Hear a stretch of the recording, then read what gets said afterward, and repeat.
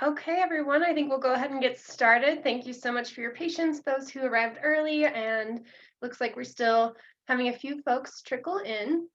So please feel free to uh, get set for our panel. And thanks again for joining us. This is Jill Sanford with Sierra Business Council. I'm the communications manager, and I'm signing in from the ancestral lands of the Washoe people.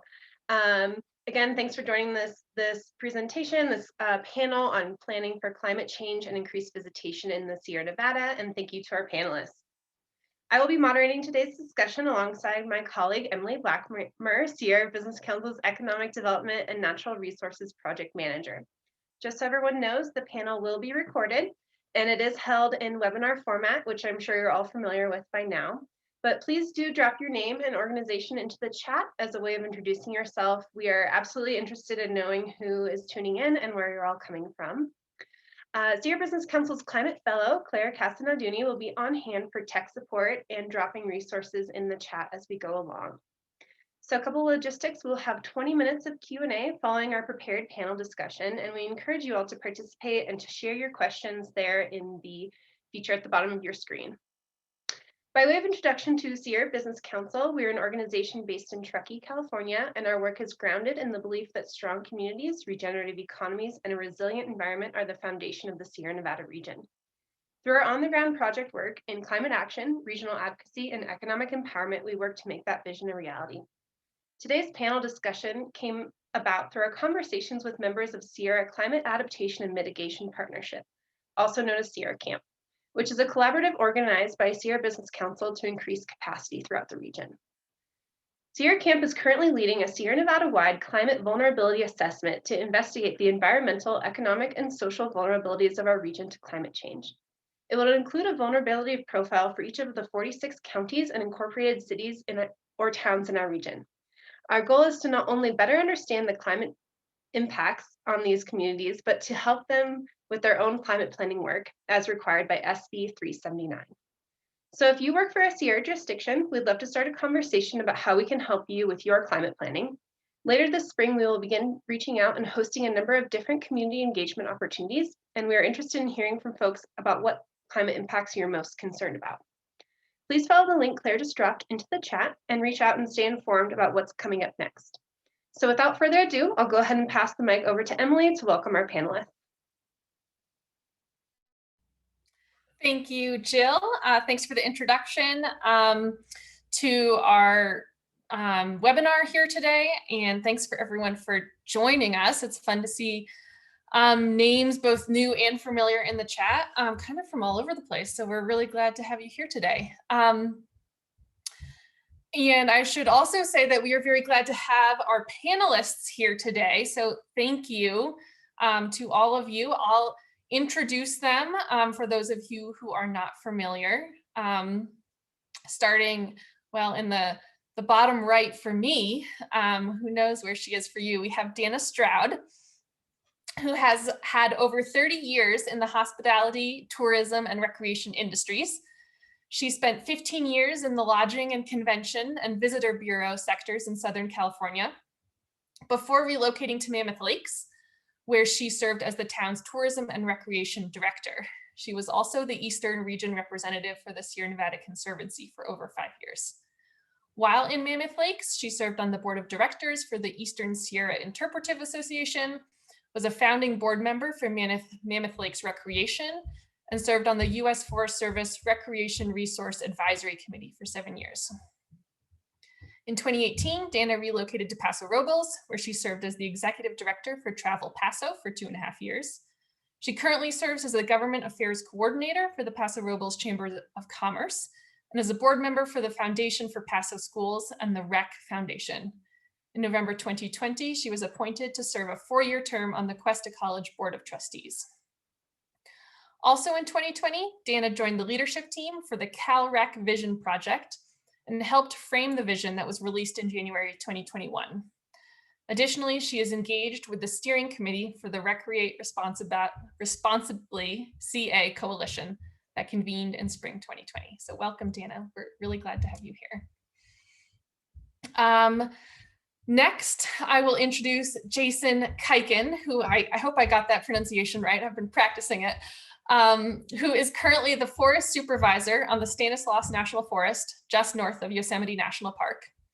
Having worked in many areas with high visitation, including the North Cascades, the Front Range of Colorado, and Lake Country in northern Minnesota, Jason has seen firsthand the need to create and maintain sustainable recreation opportunities in changing landscapes. So welcome, Jason. Thanks for joining us. And then last but not least, we have Mikey Goralnik, AICP and PLA, who is the Community Design and Development Planner at the Mariposa County Planning Department. In this role, he manages interdisciplinary community planning and design initiatives, including parks, recreation, and creative placemaking programs, as well as projects that blend economic development, ecological design, and public health. He has a BA in American Studies from Tufts University, an MA in City and Regional Planning from UNC Chapel Hill, and an MA in Landscape Architecture from North Carolina State University. So thank you, Mikey, for joining us, and thanks to all our panelists. We're really excited to have you here and share your expertise and perspectives with our attendees. So with that, I am going to close down this introduction and transfer it back to Jill to kick off our discussion. Excellent, thanks, Emily. So diving right into our very first question and setting the stage for this conversation, we'd like to start with the fact that our region does have a reciprocal relationship with our visitors. Tourism is a top economic driver in the region, and the Sierra is also an important refuge to many people to access natural landscapes, recreation opportunities, and increasingly to get away from extreme heat or poor air quality. On the flip side, over-tourism is a risk that presents real challenges to the region. So starting off, panelists, what patterns and impacts, positive or negative, have you seen over the past year as the Sierra Nevada region has experienced extremely high rates of visitation? And how do we balance those benefits of visitorship with the risks of tourism? Let's go ahead and if anyone wants to jump in first, just go ahead and unmute yourself. If not, I'll just pass it over to Danna. I see you're getting ready to talk. There you go. Thanks, Jill. Yeah. And good afternoon. And it's exciting to be a part of this discussion today. And I'm excited to see so many familiar names in the chat has introducing themselves. So a lot of familiar friends and colleagues on this, and such a relevant issue to today's situation. While I'm not living today in the Sierra Nevada, I have been a part of the Sierra Nevada family for almost 15 years. And even prior to the COVID, we were starting to see increase in visitation, and it was starting to happen. And we can just say, I think very confidently, that COVID kind of accelerated that visitation. So what we are seeing with the patterns, certainly new and first-time visitors coming into a region that they have perhaps read about, they have seen in beautiful pictures, they've seen in the movies, and it sounds really great. Pile on the pandemic, and now it's time to get out and explore those places. So these were new and first-time visitors coming into the area. I think the second part that we saw with many of these first-time visitors is their kind of lack of preparation and or lack of understanding as to what they were about to get themselves into. And so that combined with kind of that increase in visitation leads to some a lot of uncertainty, a lot of congestion, a lot of people engaging with each other in ways that they probably wouldn't normally, but now we saw so many more. With that, though, I think there are some opportunities that we could certainly be looking at, and taking the fact that there are new visitors coming in, first-time visitors coming in, there's the opportunity to embrace them and turn them into stewards of these lands that we cherish so much by inviting them to be a part of this, by inviting them to be the stewards, by inviting them into the programs that so many of the partners out there are offering, and letting them feel a part of this experience of being in the Sierra Nevada. I think on top of that, there's the opportunity to go to where they are, to help educate and engage them, and to help them be aware of what some of the issues are and their ability to be solution providers for that. So I think we'll kick it off with that. I can go next. Not a lot, well, a lot to sort of add and reflect on sort of our local context. But those are great points, Dana, and a lot of that really resonates with our situation in Mariposa County. One thing that I think is important to note, or basically essential really to note about visitation in Mariposa County is so much of it is inextricably linked to Yosemite National Park. So the town of Mariposa is one of the main gateway communities to Yosemite. And so visitation, or dare I say over visitation, is not something that is necessarily, new and a direct, something that's connected closely into the pandemic. Though certainly the pandemic has played a large role in modifying or influencing in some way those behaviors or uses. But a lot of it is, again, so inextricably linked to decisions that aren't made at the county level or even by county actors. So we're really responding to directives and policy prerogatives or necessary decisions that are being made at Yosemite, in cases in DC. But one of the things that has certainly been the case over the last year, that was also the case preceding 3 or 4 or 5 years or however long, but may have been exacerbated through the pandemic, has been folks who are trying to get to Yosemite but aren't able to access it, have to find somewhere else in Mariposa County to recreate or to visit or to be or to enjoy being outside. And oftentimes that's in places that don't have the resources or the infrastructure that is necessary to support that level of usage. Those places weren't intended to be pressure valves or ancillaries to Yosemite, and that's kind of the way that they're functioning now. So there's frankly a lot of impacts on other public land resources that aren't Yosemite and that aren't even really associated with Yosemite, but that are glorious and beautiful and really special places to be, but aren't and weren't intended to accommodate the level of visitation that they're receiving. So that's an issue on the landscape. Obviously, it's an issue for federal land managers. In this case, this would be the BLM and Forest Service. But it's also an issue in many ways for county residents who kind of had claimed some of those places. They were kind of cherished and well kept secrets and kind of locals only type places that are not necessarily difficult to share, but that are seeing an impact from increased use. So, in my perspective as a representative of the local community and the local government, that's something that I think has been, again, predates the pandemic, but that we're certainly seeing a lot of over the last year or so. And frankly, is something that'll likely, it's hard to imagine that stopping once Yosemite, or if Yosemite resumes sort of the pre-pandemic operations. And even if those operational changes are what's needed to modify the impact on the other public lands, still have things like catastrophic wildfire, flooding, or government shutdowns, or other non-pandemic activities or events that can have a big impact on the way the park functions and therefore the way that these other public land resources are used. So I think that's kind of my contribution to this conversation at this point. But yeah. Fantastic. Thank you. Jason? Yeah, no, excellent. Lots of good issues that were pointed out that are accurate, right? So if you look at the Sierra Nevadas, or I'll start with the Stanislaus National Forest where I am. All 4 counties that Stanislaus sits in has recreation and tourism as the #1 industry, and that's for good reason.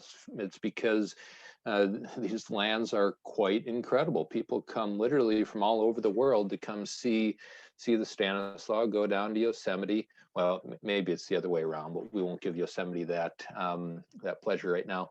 But it's because these are magnificent lands, and you look at the east side of the Sierras, and same thing. It's a more dramatic landscape there, and so you have this wonderful breadth of rivers and ridges and mountain tops and granite. And so the challenge that we have with that is how to make that a sustainable recreation opportunity. And really it's by coming together. It's by having this conversation today and moving that forward in working together as we've done in the natural resources fields around hazardous fuels reduction and creating collaboratives and building on everybody's strengths. The Forest Service, we've done that through using concessionaires that run some of our campgrounds and do a great job at that, through helping organize volunteer events for cleaning up and that sort of thing. But how do we look at this opportunity more broadly? Because for the last 15 years, the Forest Service has been saying, how do we get the American public interested in the outdoors? Visitation was rising in terms of numbers, but as a percent of the population engaging was declining over time. And so we were trying to entice people to come. Well, COVID did that. It brought that opportunity onto us in a pretty big way, mind you. But how do we then take that and make sure that those experiences can continue for decades to come? And again, I think that's through working together. The point that I would make, though, is that we need to also then come together around, what do those recreation plans look like across the landscape? So what's that diverse opportunity range for people to do silent sports, to do motorized sports, to go fishing or camping? And even in camping, there's different levels of camping, and that means that we need to talk together, work together, and look ahead. So let's capture this opportunity that we have, and that's my starting point.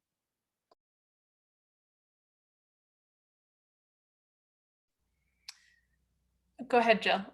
Oh, thank you, everyone, for kicking it off. I'm going to pass it over to Emily. Go ahead, Emily. Yeah, thanks, everyone.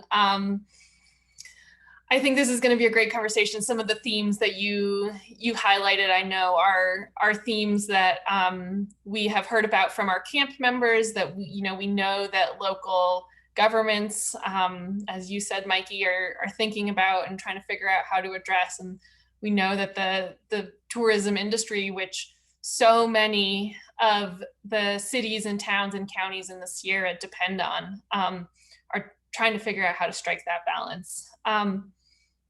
One particular challenge, kind of specifically thinking about climate change, are some of those ecological stressors that we know already exist, and that we know these ecosystem stressors may only increase as climate change accelerates, and that dovetails with some of the impacts of visitation.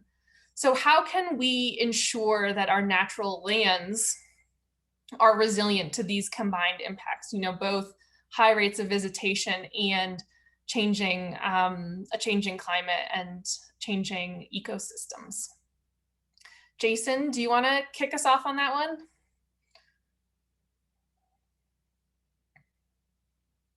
Oh, yeah, if my unmute would work. So this question is applicable to all of us, right? On what are we looking for as the climate changes? And so, going back to the Stanislaus as an example, we're going up to higher elevations, up to about 10,000 feet, and yet down in Sonora, where I am, it can be, when it's 105 degrees in July, it's 110, 115 in the valley. And so people are trying to come up to the mountains and trying to go into water. So Pinecrest Lake on Highway 108 gets a lot of visitors on a nice weekend day. And so that visitation is continuing to increase, and it puts a bit of a strain on that area and beyond. But then when we look at some of those other hidden gems, as Mikey mentioned, we have a few of those, and I won't spoil those for others that may not know about them. But we've this last summer, we saw places that normally had 2 or 3 cars on a weekend, and this last summer there were 50 cars, 100 cars or more. And so those are going into smaller streams, into different areas, and Those areas are the water source for many of our municipalities, but also for ag uses downstream. And so there's a strain on that system. And so as the climate warms, there will likely be an increased desire to, at least on weekends, and if we continue with this telework ability during weekdays too, summer months, people are trying to come up to higher elevations. And so that has impacts due to climate. A couple other examples are around meadows. And so meadows are great places for hiking, but the more use that they get, if you don't have the right substrate or the right trail system or boardwalks, then you can create damage to those meadows. And so we have to wrestle with what does that look like for that recreation activity in that area. And then one other example, and we'll talk about this more later, I'm sure, is around fire. So we have a major risk of wildland fire on the landscape, and so we need to make sure that we both have as safe of places as people can be, but also continue to develop plans for ingress and egress with our other jurisdictional partners and who has responsibility there. But more than that, educating the public about what those risks are and how they play a role in what those risks are. And so I will pause there for now. I can kind of pivot off of that a little bit. I think amazing points. And one of the things that's important to think about is all these people that are coming, well, most of these people that are coming from the valley when it's 115 or Sonora when it's 105 to Pinecrest Lake or to Bass Lake or any of these other cooler places are driving there. And those cars are part of the reason why we're facing a climatic crisis. So, and also, not to mention, cars are also, unfortunately, frequently the cause of some of those catastrophic wildfires that Supervisor Kaiken mentioned. I know that. So, point being, addressing this issue goes so much further beyond any one of our own jurisdictions or the areas sort of influence that we have, but regional transportation is going to be is and has been and will become an increasingly significant kind of tool or frankly essential investment in order to kind of mitigate not only the impact that people that climate change will have on people's needs to take care of their physical and mental health during times of climatic stress, but also to mitigate the impact that our species is having on the planet and the negative kind of implications that's having for people's bodies and minds and therefore the places they're going to recreate. And I know that's like kind of a lofty or distant kind of response, but I think it's significant. It really points to how like fundamental and intertwined climate change adaptation is into it's this isn't strictly obviously a recreational or a visitation issue. So it's a societal threat, and so the solutions to it have to be innovative and also fundamental or essential or deep and go really at the core of how our communities work. So one example, very recent, like literally was adopted by the Mariposa County Board of Supervisors yesterday, that I can kind of point to that I think hopefully aligns with that approach. Is Mariposa County recently yesterday adopted what we're calling the Recreation and Resiliency Master Plan, which is a county plan, a sort of vision level, concept level master plan that is similar to like a systems, typical county Parks and Rec kind of master plan, except for much less technical and much less geared towards sort of implementing and managing parks and recreation investments like basketball hoops or public parks and things like that. Though it does identify it does have some aspects of that type of plan. But what it's really focused on is thinking about how public investments and again, this is at the county level, but how public investments in future park and recreation and trail infrastructure can actually contribute to mitigating and adapting to the impacts of climate change. Because when you're talking about parks and trails, you're talking about huge areas of land that are often in really vulnerable ecosystems that that have a really significant role to play, that can have a really significant role to play at the system level in supporting some of the mitigation and adaptation objectives that Supervisor Kaiken was talking about. So, for example, it looks at strategies for using, well, it looks at great projects that Mariposa County residents who participated in this county planning effort, indicated are high priorities for meeting their recreation needs. And it looks at those projects in terms of what their resiliency benefits are. So Mariposa County residents are really excited about a countywide system of trails. How can that trail system reduce our risk to catastrophic wildfire? How can those trails serve as, for example, shaded fuel breaks, or how can they provide access for backcountry firefighters or hotshots to get to wildfires, or human started or naturally started wildfires in the backcountry? Mariposa County residents are really excited about kind of a town recreation center. How can that recreation center meet our recreation needs, but also how can it double as a facility that can function during, as a camp during a wildfire, or as a cooling center during extreme heat days? Those sorts of considerations are important, and always, they're good ideas, but they're made a little bit more explicit through this community level plan. And hopefully it's effective, but I really just kind of point to it as an example of how to get back to your question, Emily, a little rambly here, but how can we do that? How can we integrate recreation and resiliency? Is we can look at how communities can be more resilient at all levels in all investments, including, not limited to, our recreation investments, but in everything that we do. And that, I think, is really that's our best chance at being able to have the kind of transformative impact that we need to secure this region. Yeah, and if I could, I'll just add to that. I think for so long, recreation specifically wasn't included in the resilience discussions. It wasn't necessarily at the table when we were talking about habitat preservation or fuels reduction work.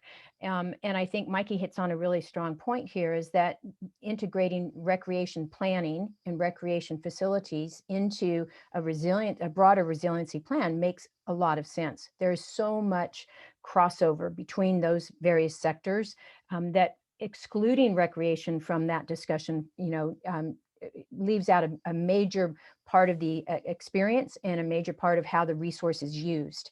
And so I think Mikey hits on a really strong point that recreation needs to be at the table, and the recreation interests and recreation needs can be integrated into those larger planning processes around resource protection, resource resiliency. Thank you so much. I love that I think your answers to this question highlighted like the bridge between these ecological vulnerabilities and these community vulnerabilities, and how resilience in one area furthers resilience in another. And we had two separate questions, even like, oh, what are our ecological vulnerabilities and what are our community and economic vulnerabilities? But your answers are showing that we should not be thinking about those things separately. We should be thinking about them in an integrated fashion and planning for them in an integrated fashion.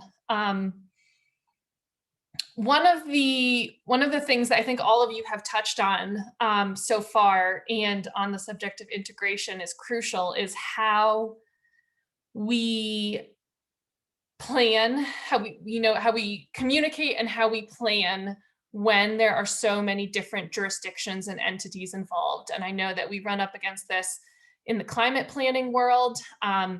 We run up against this in the tourism and recreation and visitation world. So I think you've started to answer the question of why it's so important to plan together, but I would love to hear you elaborate on that a little bit more, and then also maybe go from the why is it important to the how do we do it and how do we make it happen, because that's where the rubber hits the road. And I'm suspecting that that's where a lot of our attendees are hoping to learn from the experiences that you have had. Danna, do you want to kick us off on this? I'll start with that. And I think both Jason and Mikey provided great examples actually of where and how we do this. Mikey's talking about a county-based process, an amazing county planning process. And the assumption is that the federal agencies and the state agencies and the local municipalities and the tourism entities are all engaged in that process. We're calling that cross-jurisdictional collaboration.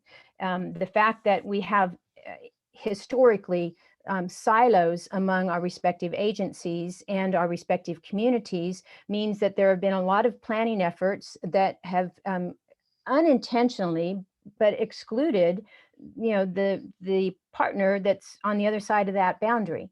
And I think CalREC Vision very specifically calls out the need for this cross-jurisdictional collaboration when the Forest Service is going through its planning process and the neighboring national park unit is there, or the BLM unit, or a state park unit is there, or a county line is there. The fact that those two are not communicating or all engaged means that we are, missing the opportunity to leverage each other's resources, and we're missing the opportunity to, solve a bigger issue.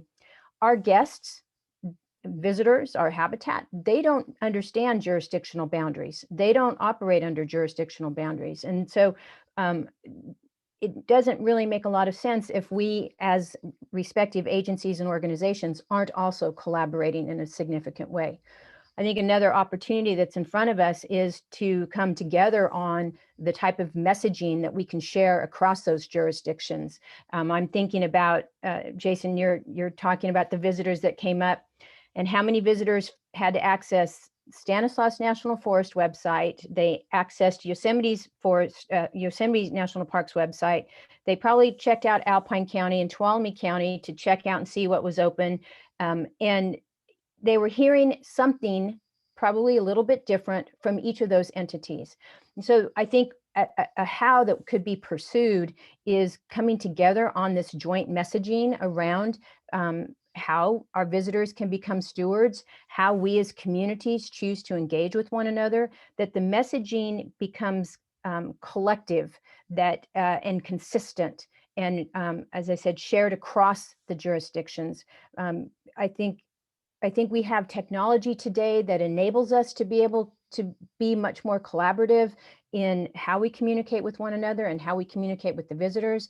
I also think technology exists that allows our agencies and our partners to collaborate on a much broader scale and a much more effective scale. And then I think lastly, we sit with a pretty amazing agreement that was executed between the state of California and the U.S. Forest Service. It's a model that I think we could all build off of, that shared stewardship agreement that provides some hows in there and steps that we'll be taking collectively to implement projects that are going to be out there for us to for everybody to pursue. But I just have to believe that in today's world, it's all about that collaboration, breaking down the silos, looking around to see who's at the table, who's not at the table, and cross-sector. So thinking about, where does public health engage in this effort? Where does the tourism industry engage in it? Where is the private sector a part of this? And not continuing to live in our respective silos that are very safe and comfortable and known, but rather starting to bridge with one another and creating that collective voice. Jason, do you want to step in and maybe elaborate on the shared stewardship and what that, how that might shape what you're doing moving forward?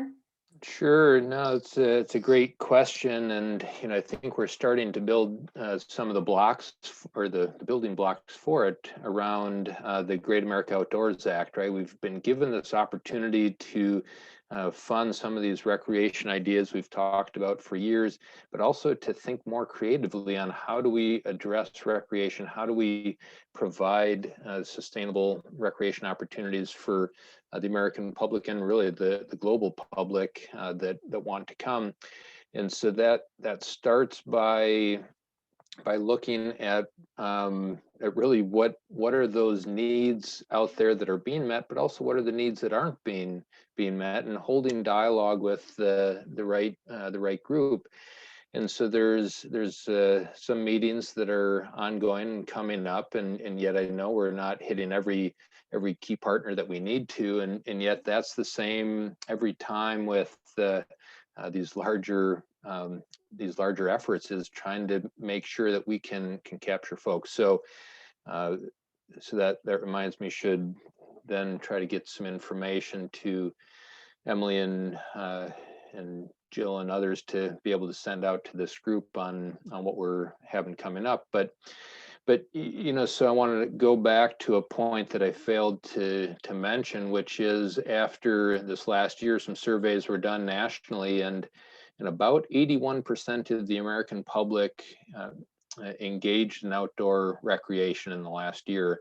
About 31% of those were people that had never done so before. And you know, and why that's important is that you have that additional part of the population that has come and seen and hopefully wants to come back, even when malls and movie theaters are reopened, right? And maybe it won't be on the same rapidity, but if they come back once in a while, how do we provide a variety of opportunities? And so you know, broadly, the recreation platform that we have in the Forest Service was constructed in the 50s, 60s, and 70s. Some earlier, some a little bit later. But you know, what the population wants has changed in that time, and so how do we look at what is desired on the landscape? So an example being, mountain biking has increased in popularity, and that increase is really growing exponentially right now. And so it's how to look at a trail system that that we construct together, right? That has the proper NEPA compliance, so that we can do the right surveys and make sure that threatened plant species or critical heritage resources aren't impacted. You know, so that's one. Going back to hiking, you know, making sure that we have Americans with Disability Act compliant trails, ADA trails, that we didn't always construct in places to have people enjoy, but also trails that people can walk side by side. We have a number of kind of single lane trails out there, but people like to go more in groups. And so how do we create that system together? But that goes to more than just Forest Service working on our own, or the Park Service working on their own. Let's work together to create those bigger plans. And so so we're trying to work more with Yosemite National Park on you know, the greater Yosemite ecosystem plan, on what opportunities can we all provide, because the Stanislaus can provide a niche that Yosemite can't. Yosemite can certainly provide some things that we can't, and the Sierra National Forest, but even state parks and private lands in that area can all work together. And so if we can build that plan together, we can really create the best system possible. But that can only happen through dialogue and people coming to the table. So I'll pause there.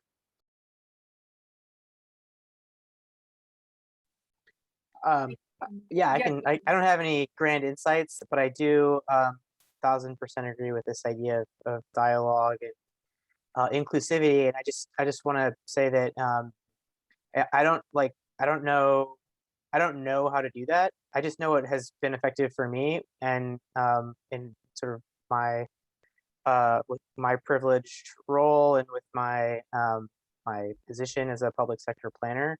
But you just have to be like, it's relationship based. Like you have to work really hard to build relationships with the people that trust you, and that you trust, and in order to have the kinds of constructive dialogue that Supervisor Kaiken is describing, in my experience or in my opinion. And I can say personally, it's been it's really been really rewarding to do exactly that with his staff as a Mariposa County, working closely with my counterparts in the Stanislaus. Like, these are individuals, like they work for an organization, but they're people. And I've never met them before. And I need to know, like, I feel like we need to know each other in order for us to effectively advocate for, certainly for the resource, but also, for our constituents, which I guess the resource is one of them, but for people that that we represent and that depend on us to make decisions, or to help them make decisions that constitute a resilient and a sustainable and just a good recreation network. And so my only like kind of strategy for like how to do that is just to like constantly call and email people and like bother people and fail at that a lot and be really accountable to them and to other people, those who are, who are relying on you to make those connections for them. And I think like it's been effective for us thus far, I hope. And if it hasn't, it will eventually, because those kinds of relationships aren't just they're long term. Like they exist, hopefully good ones exist, not just between the myself and my counterpart at the Stanislaus, between the planning department and the public affairs department at the Stanislaus. And, there are these significant partnerships that that transcend in the individual person or people or project and exist for the long term. So I know that's like not a earth shattering or really visionary, but I just, from my own experience, I think the only thing that has been really effective, and that's just one example, not just only in terms of working with Stanislaus or working with the Forest Service even, or working with the federal government. This includes our stakeholders, our state partners as well, but just like folks in the community, like, trust each other, be accountable to each other, and do what you say you're going to do, because that's how dialogue takes place. That's how meaningful dialogue, in my experience, that's how meaningful dialogue takes place, and that is, I agree totally, that's what's necessary for these sort of collaborative and interjurisdictional and interdisciplinary solutions to arise. Emily, I was going to add to Mikey, food helps. In all seriousness, you bring together the barbecue that has your federal partners and your county partners and the community, and breaking bread together really does, help build those relationships. But I think there's also a key piece to those relationships. And we know this because it's the nature of the agencies that we work with. They're transient in nature in many cases. People do have to move, and they have to leave a place that they've been working very closely with their partners to relocate to another detail or another opportunity.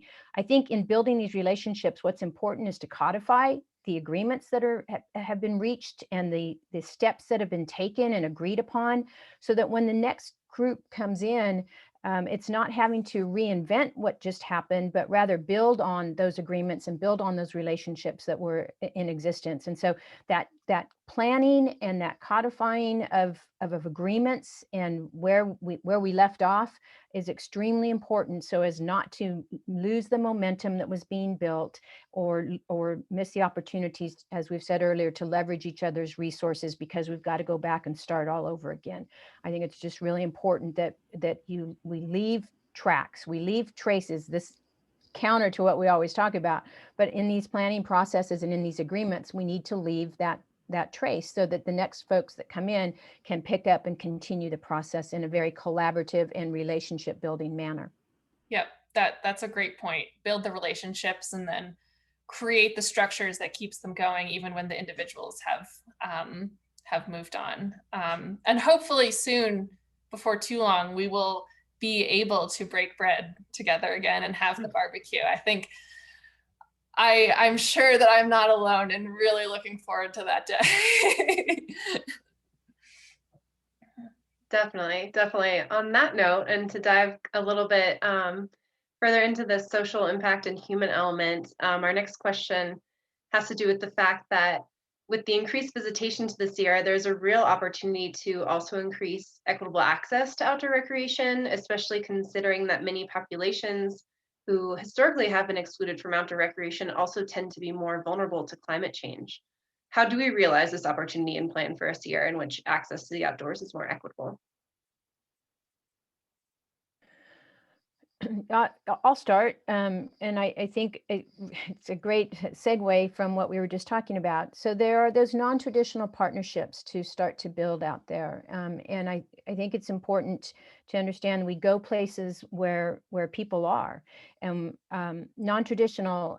What's our public health system look like? Who are we engaged with at the public health level? Who are we engaged with at the education sector, schools, colleges, universities? Where are we engaged, with those kind of non-traditional partners that can help bridge, help bridge that connection to carrying communication forward to those folks that are coming onto those public lands or experiencing them for the first time. So I think using those partnerships or building those partnerships to build those relationships and those connections is extremely important and timely. I think it's also important that we go to where they are. We expect people to show up and read our signs and read our brochures and read whatever we put on a trailhead somewhere. We expect that, but I think there's opportunity through communication channels to use your private sector partners to get messages out there. Use being in the neighborhoods, being down in the communities, coming out of the Sierra and going down into the Central Valley or going down into Southern California, and bringing messages down there to share with those folks, I think is extremely important. But I think it does start with non-traditional and look beyond how we've always communicated, that there are organizations out there that are embedded in if we want to call the underserved communities out there. And I think it's important to reach out and connect with them. Don't wait for them to come, but reach out and invite them to be a part of stewardship, invite them to be a part of climate, resiliency, invite them to be a part of what the Sierra is all about. Invite them to, feel that sense of ownership that everybody feels. Invite them, I think is extremely important, and go to where they are and reach out beyond the traditional folks that we always tend to engage with. Yeah, so if I could jump in there, because this topic is great, and and so then it becomes that, how do we do that? And there's some really good models out there. It was around 15 years ago, this book called Last Child in the Woods by Richard Louv came out. It's a wonderful book. If you haven't read it, would still recommend it. And it spurred on this action on how do we get kids from urban areas and all over to go outdoors and seek unstructured play and learn about the woods and learn about life. And so there were a lot of creative ideas, and some of those are still ongoing, but it also comes down to money, right? I mean, if these are underserved communities, even getting kids on a bus 100 miles away, that costs money and time and all of that. So how do we support those actions together? One of the, and I think it's still going on in Minneapolis, they had this whole program that was kind of a multi-year thing. And so they would aim at getting kids to a local park first, and then they would get kids into a canoe for a day, and then they would go take a trip up to Lake Country in northern Minnesota for a couple nights and go camping. And and that because it can be, if you never spent time outdoors in wilderness, or what people might consider wilderness, it can be a little bit frightening, right? But if you give people those smaller steps, then they can feel more comfortable, and then they'll bring their parents. But again, it's how to create opportunities for mass transit or public transit from from Modesto or Fresno up into the mountains so that we can provide those opportunities too. And so I would just say there's some good examples of that nationally, but that's again, how do we do it together? In the Forest Service too, we have oh, now both going out of my mind, community forests, and used to have this last child in the wood, or well, had another program, and I'm just blanking on both of those titles now. But how do we do that together? Because this is all of our opportunity, and again, it's about being together. I just want to first say that I'm like honored to be on a panel that asks that question. Like, that was a really thought-provoking and like insightful question to ask. But even more so to like share this space with the two of you who just responded with this like the really thoughtful, compelling, like wonderful answers. And I have something, I just totally agree. And I have something, I know it's like focused on the Sierra, and maybe not like what people want to hear, but in terms of like meeting people where they are, I think equitable recreation needs to be where people are.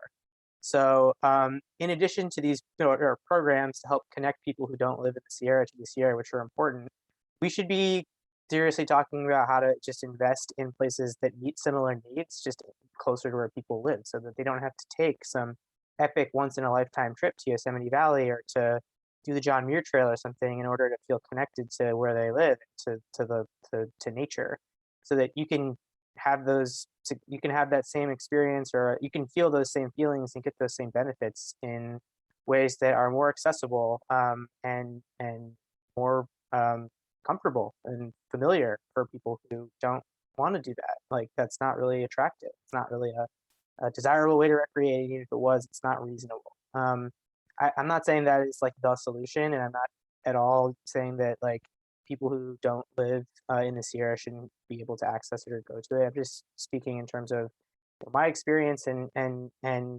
nationwide. This idea that you need to go to like vast tracts of public land in order to feel connected to your state or your country or the ecosystem, is not accurate, I don't think, and that and it's not feasible. That we should be making smaller investments in local places so that people can feel those connections on a daily and regularly, and also not to mention like live in neighborhoods that have cleaner air because there's more trees in the park and whatever, that kind of thing. So and I'll just give a shout out to California State Parks. I think the state park program, which if anybody's a nonprofit or a local municipality, is an excellent grant program has a lot of metrics and criteria set up to ensure that those investments are going, that state investments, and I think it's like $500 million over 15 years. I mean, it's a lot of money. Are going to create new parks and trails in communities in California that are like disadvantaged. I know there's like some that's kind of a fraught term, but I think it's a regardless, the concept and the notion of that grant program is really, in my opinion, really effective and well, certainly well intentioned, and I think it's also effective. So I think that more of that might be a solution. Again, even though those places might not be in the Sierra, they are ways of promoting more equitable recreation and access to outdoor experiences for our clients. So, yeah, if I could add to that, Mikey, that's the Prop 68 funds that are available, and they many on this call were engaged in advocating for that and supporting Prop 68. And here we are today with the implementation happening. It's an investment in our outdoor recreation space in California, period, right? And there's a competitive grant element to it, and there's also the quota grant to it. I mean, there is, counties are going to get a certain amount, but based on the formula that's used. But I think both Jason and Mikey hit on such an important part, is that it's about being outdoors where they are, and our investment in California. how we're making those investments and how we're, broadening where we're making those investments is extremely important. And I will just add, California State Parks also oversees the development of our statewide comprehensive outdoor recreation plan, or what we call SCORP. And that is such an important document to help guide some future decisions as to where those investments are going to be made. While it has a focus on both urban and rural, and it's an important process for all of us to be engaged with when State Parks picks that up. It's a 5-year planning process, and I think the most current one is ready to be released here any day now. It's a responsibility and a requirement for accessing LWCF funds that have been reauthorized and reappropriated. But SCORP helps guide so much of that decision making that happens in California. It's an important plan for everybody to be engaged with as they go through an update process every 5 years. That's a great tip. Thank you, Danna. I'm glad to know specifically more about that plan. And I suspect that many of our listeners will too. I love this idea. It's like, it's not an either or, right? Like, it's not having recreation like out there in the woods, in the mountains, or at home. It's, we need appropriate recreation opportunities for folks like all across the urban to wilderness spectrum. And I think that's a really important message. And I wish we could just like broadcast that to Sacramento maybe. But I want to return to this transportation point that's come up a couple times. Because I think it integrates so many different pieces. We need transportation opportunities that, as I think you said, Jason, make it easier for folks from Stockton and Modesto to get up. We need transportation that minimizes the greenhouse gas emissions and the traffic congestion that are that negatively impact local residents. We need transportation options that maintain effective egress in case of wildfire. What does a climate resilient and like, what's the dream transportation system? Like, how do we make it climate resilient? How do we make it, user friendly? How do we make it work for locals and visitors? What's the wish list and what's feasible? Well, boy, wish list could be pretty big, but I think what's feasible is to build on the YART system, right? And as a model, and being able to find key locations where people can park and get on buses or whatever it is to be able to get to some of these locations. But that goes, that can go both ways, so folks living up in the mountains that want to go down to San Francisco, how to be able to make that connection on the weekends. So when I used to live on the Front Range of Colorado to go skiing up at Vail or Breckenridge, we would leave at, boy, this was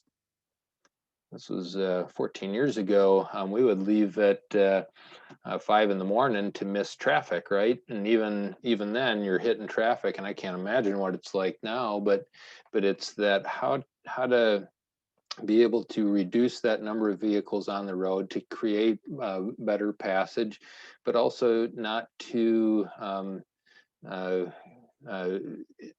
funnel everybody to one spot. So you need to create a system in Tuolumne County. We were working on that, and I should know the status of that, but I think COVID didn't help. I was just getting off the ground, but getting people up from Sonora up to Pinecrest and beyond, but having multiple places to drop people off and pick people up. And so it's that creating a system where it provides a plethora of opportunities, because it's those people want to experience different things. Not everybody wants to go for a 10-mile hike, or not everybody wants to go to the beach with 10,000 other people.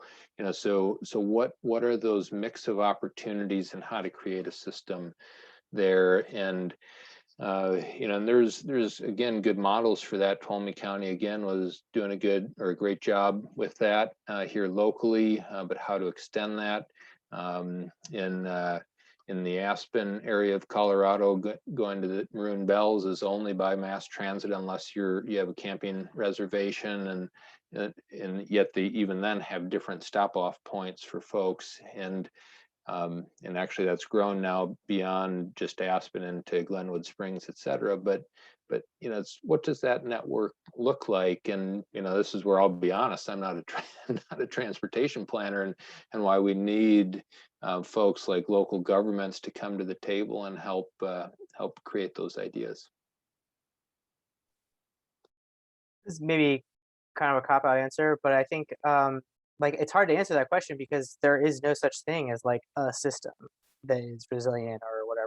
It totally depends on the context. So you know, the answers for our community are probably quite different than they are for Sonora. And so you know, that's an important thing to note is that, you know, that coming up with and this maybe gets back, maybe it's starting to reveal some of my like philosophical preferences that I wasn't aware of prior to this call, but similar to how I think that that local communities we should make significant investments in local communities for recreation needs to be met so that people don't have to, you know, spend their life savings for a week in the Sierra.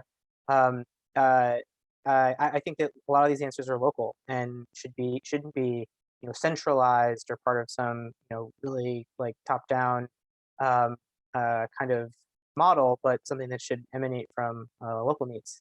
So I can mention that in our case, this is again strictly related to our condition, but um, the situation in Yosemite with crowding and cars and everything doesn't only affect visitors, it also affects the park and their staff. So there actually isn't enough housing there's essentially no housing for Yosemite staff. So that has a really negative impact for everybody, including the community, Mariposa County, which of course residents or employees of the park are typically many of them are Mariposa County residents.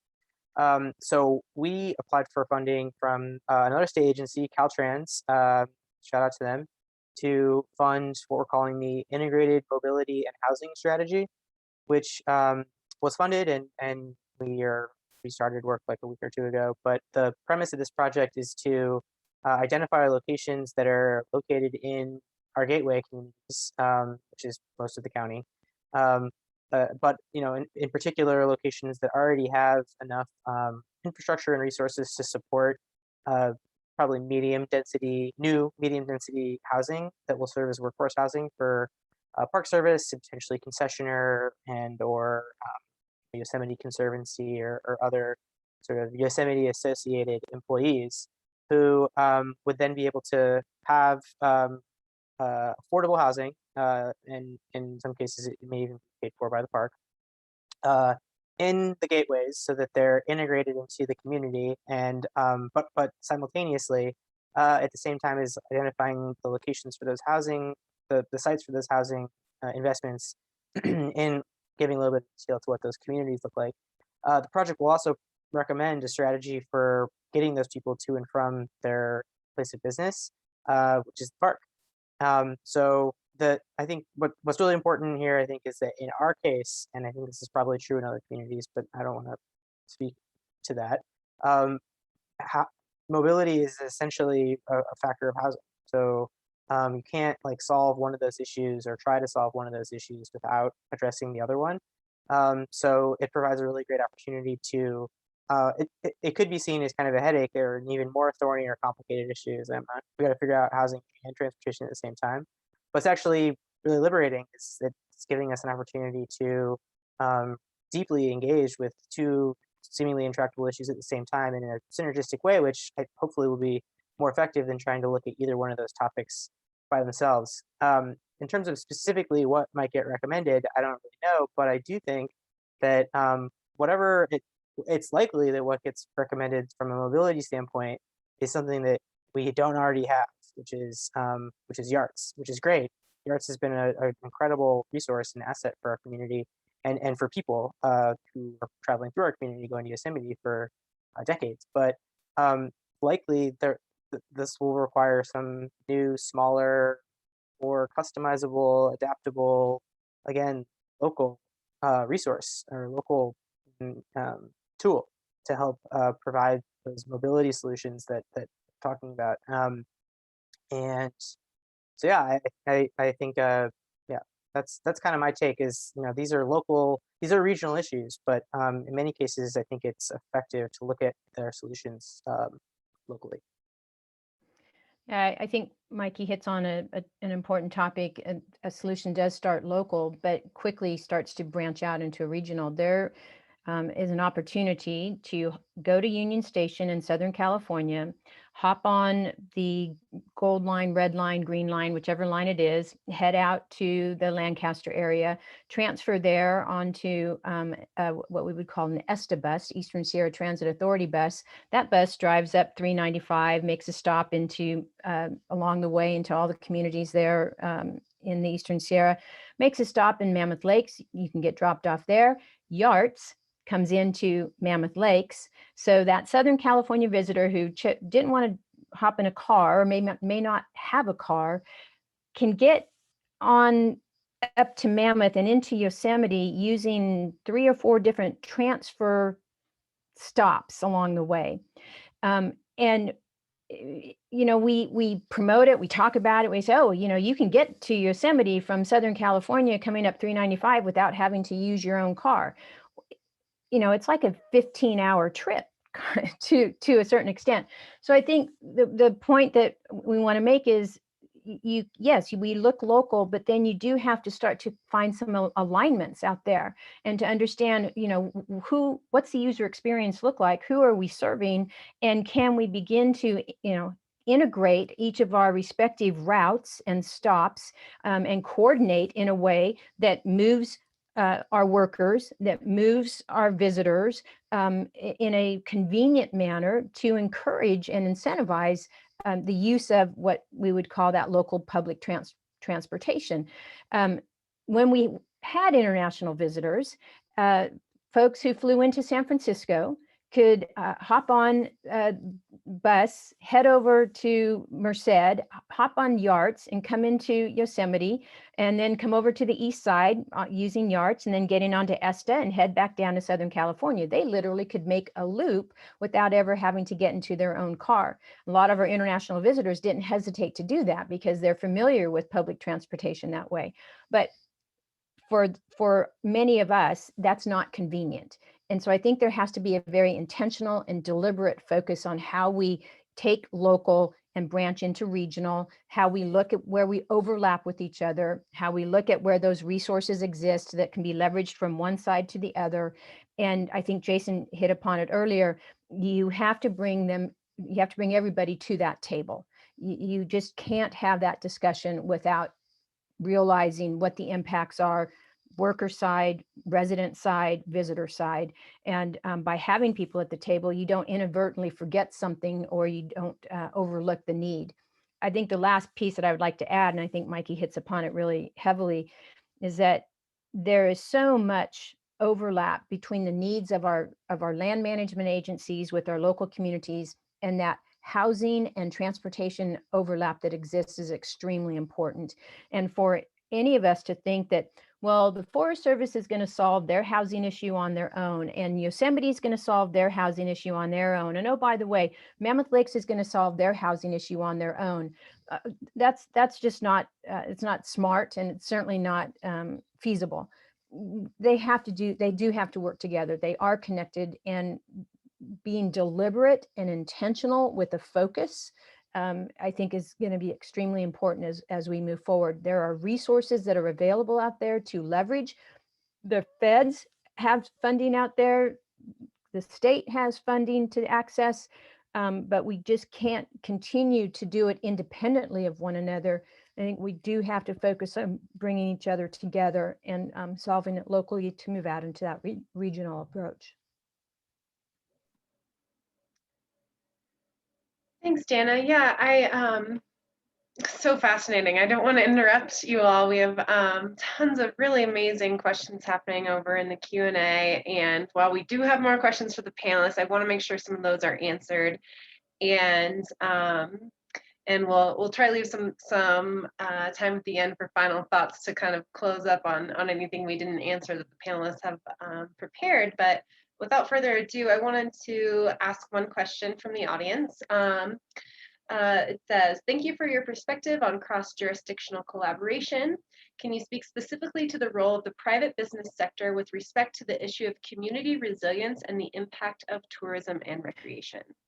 And I know that kind of relates to what you're just speaking to, Danna. So Yeah, I think the private sector is such an important partner in all of this. Let's remember that it's the private sector in many cases that is the first point of contact with a potential new visitor coming into the area, number one.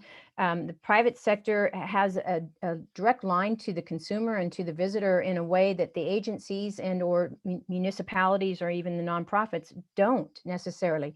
So it's extremely important for the private sector to be at that table, to be a part of that decision making, to offer up the resources that they have access to. Imagine that you walked into, I don't know if Dave Pollivy's on the call or not, but so you walk into Dave's store and, he's got the information right there in front of his customer, what's open, what's closed, what's accessible, how to make that reservation, where to go to do this, where to take your trash, where to pick it up. Dave probably has that. But imagine that if we engaged all of our private sectors in that way. I think it's extremely important that the private sector be considered as a partner in all of this in the same way we consider the NGOs and the agencies and the local government. Private sector brings a wealth of connection and in many cases, a resource that can be utilized across all of these sectors.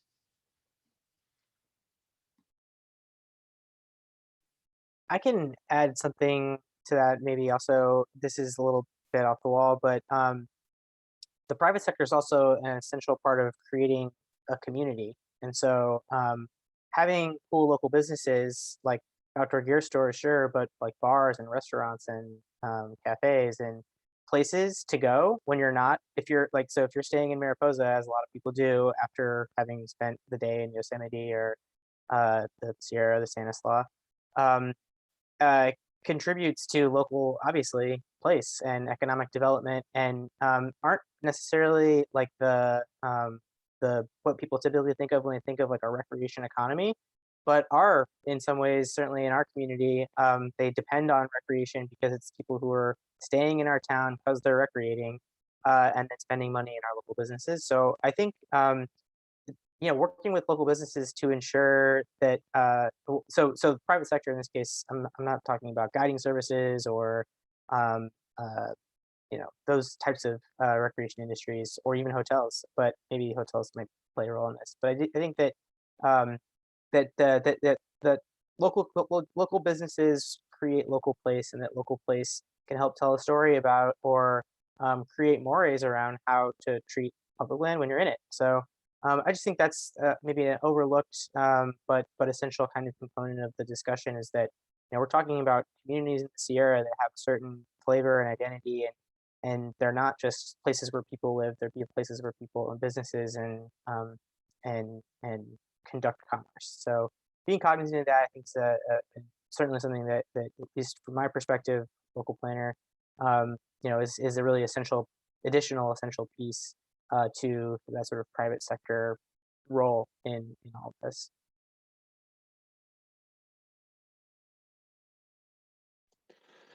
Well, and it is a great question, and absolutely private industry needs to be at that table because they can do things government can't, right? They can create opportunities and just be innovative in ways and on timeframes that government can't. If they're trying to get a permit, it might take a little bit longer, right, to go through that process, but if we can work together, but even on Forest Service land. So many of the ski areas nationally are on U.S. Forest Service, and they're run by private enterprise, private businesses, and done very well. Same with many of our campgrounds, especially in California. Those are concessionaire run, and those are private businesses.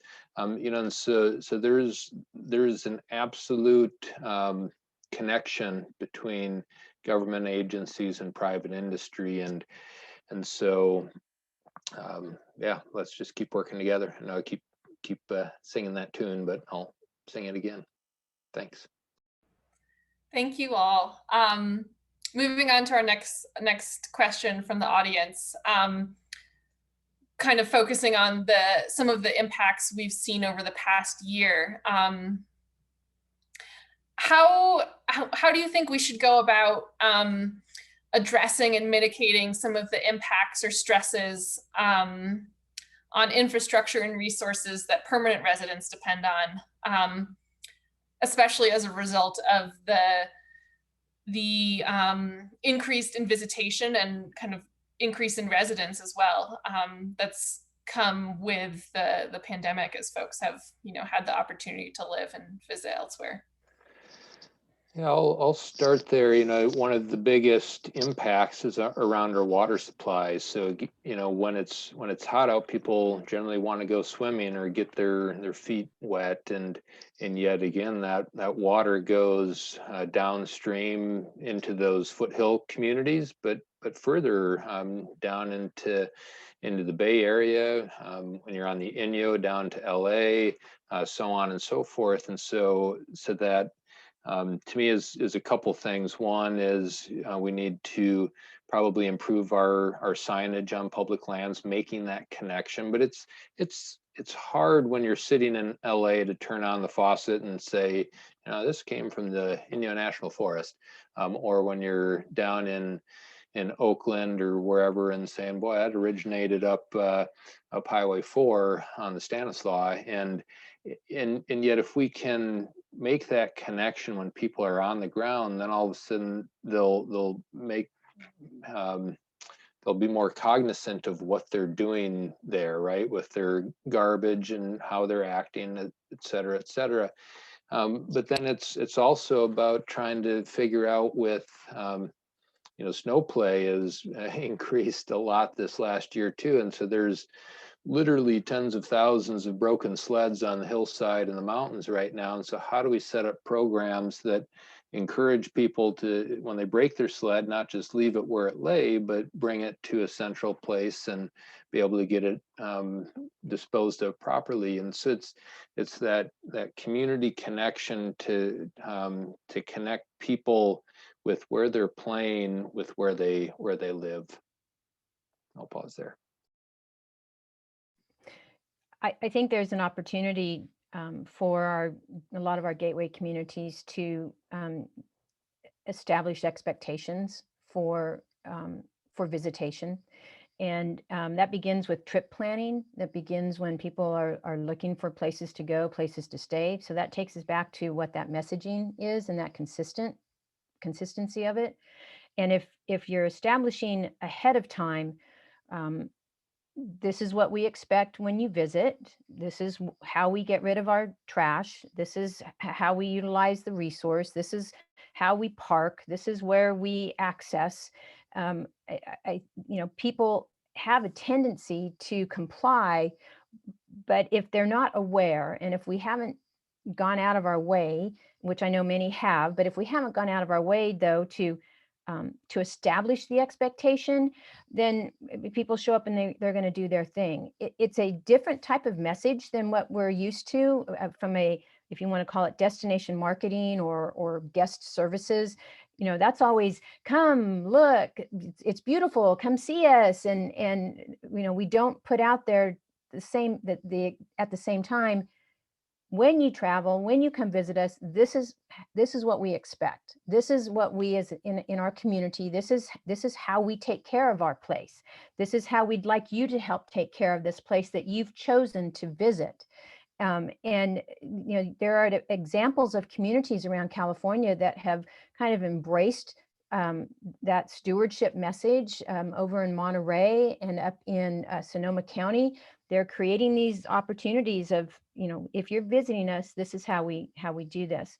I also think that this speaks to investments that need to be made collaboratively, local communities in partnership with the federal agencies. Where do we need more trash receptacles? Where do we need more signage to be installed? What should we be saying in concert with what the agencies are saying as it relates to access and where to go? But I just think that we're in a position as gateway communities these days to put out the expectation for the visitor and help them know that the places that they've chosen to visit have need their help.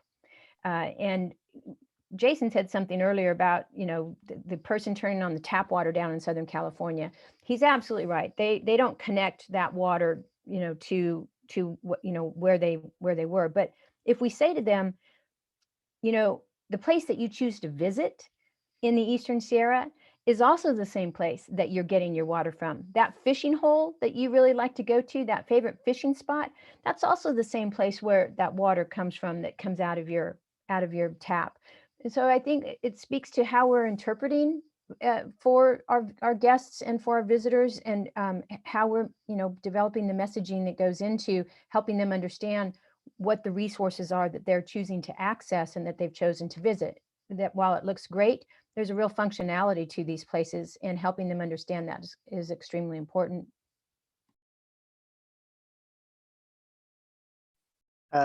Amen. I totally agree. I don't.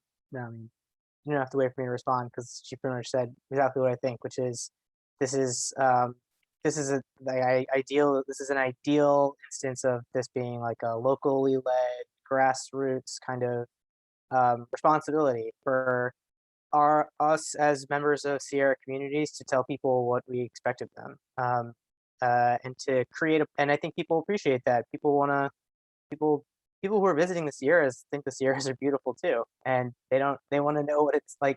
A lot of people, I mean, my view, a lot of people want to come to Mariposa. It's like, what's it like to live in this weird town?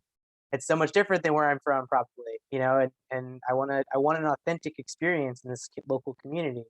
And a lot of times it feels, and I'm not like pointing fingers at any specific business or business owner or in any specific community, but it does seem like in some cases that we kind of touristify our communities so that people come to them. It's like, we're going to come to your community regardless.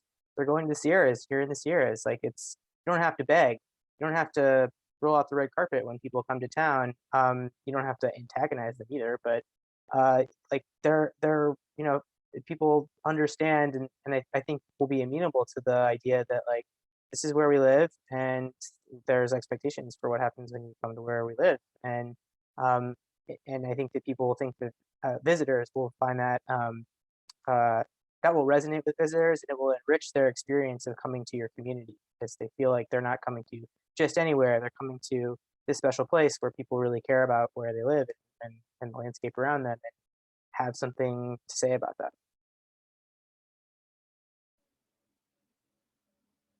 Well, the panelists have left us with probably the best problem we could ask for, in that the discussion has been so rich. We have not been able to get to all of our fantastic questions from the audience. So I think with 6 minutes left, I'm going to ask panelists for any final thoughts. If you've happened to been able to glance at the questions, if there's anything in particular you want to speak to, or anything we didn't cover, I do welcome each of you to speak to that really briefly. But I just wanted to make sure that we had time to catch your genius before we have to say goodbye. But let's see. Let's start with Jason, if you have any final thoughts, if you're ready. Well, so I just really appreciate this opportunity today to be able to be with everybody. You know, this is an important subject, because again, recreation and tourism are a massive part of the economy in California, and how do we make that better and sustainable in the long run? And we only do that together when we're sitting at a table, and so let's keep talking, and also provide grace to each other, right? Because I'm certain I've left people out of the table, but that's unintentional, and yet we'll keep trying to get folks there. And then the last thing I would say is that I went to grad school in New York City, and going back to that point of, you can find place for refuge anywhere. And so we had our couple spots in Manhattan that we could go and kind of feel away from it all. And so that goes to that ability to work together to set up opportunities where people live, and be able to then move further afield when people are comfortable and opportunity is given. So thanks again for being here.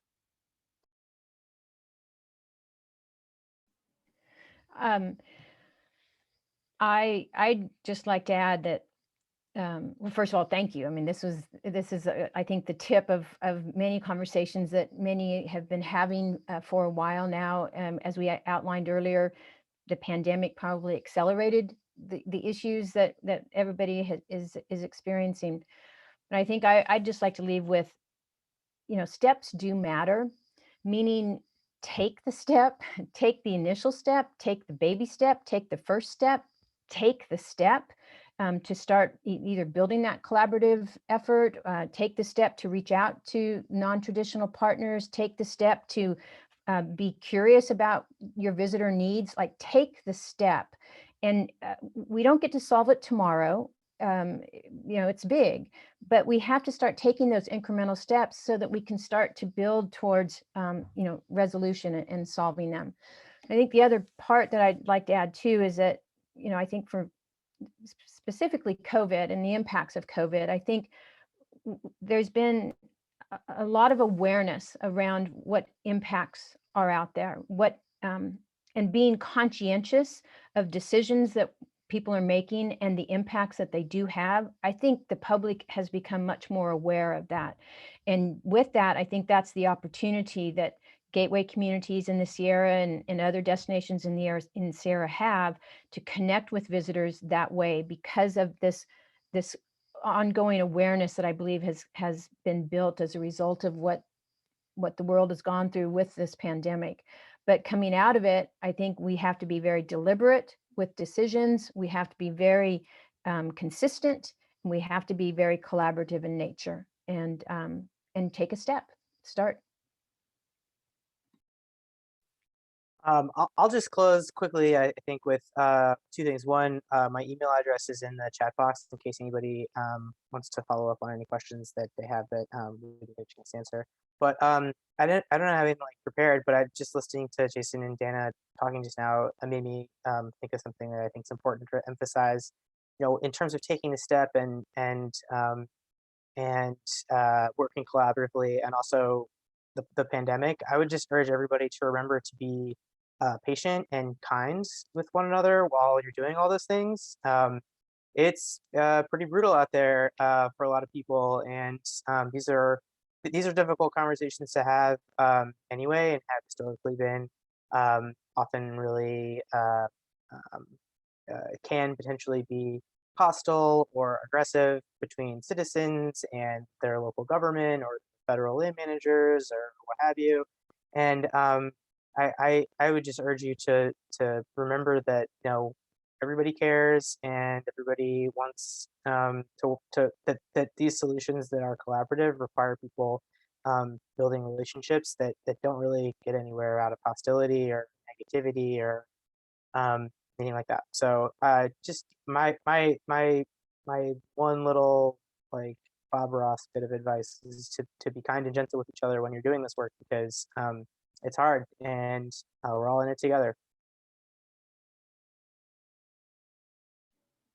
Thank you all. Thank you so much to our panelists. Couldn't have done this without you. Each of your unique perspectives on this is so valuable. And then I just wanted to do one more plug for reaching out to Sierra Camp for climate planning assistance and vulnerability planning impacts in the Sierra. That is the reason why we pulled this panel together. And with that, I'll go ahead and close it down. But again, thank you everyone for coming, and to our panelists, we're so grateful. Thank you. Thanks so much, everyone. It was a real pleasure. Thank you.